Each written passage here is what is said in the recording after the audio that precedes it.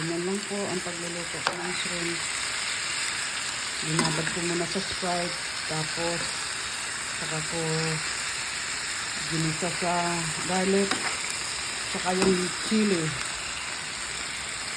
Ayan, ganyan lang po yan. Tapos, nilagyan ko ng seasoning.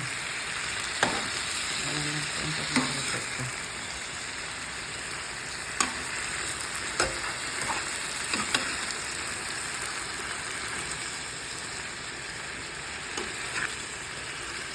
Ganyan na po. Hindi ko na siya nilalagyan ng tubig kasi binabad ko na po sa Sprite.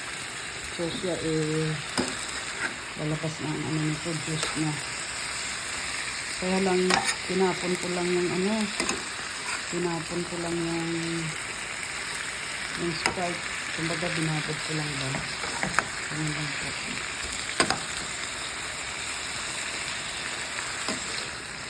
Maliit yung lutuan ko. 4 pounds lang to, pero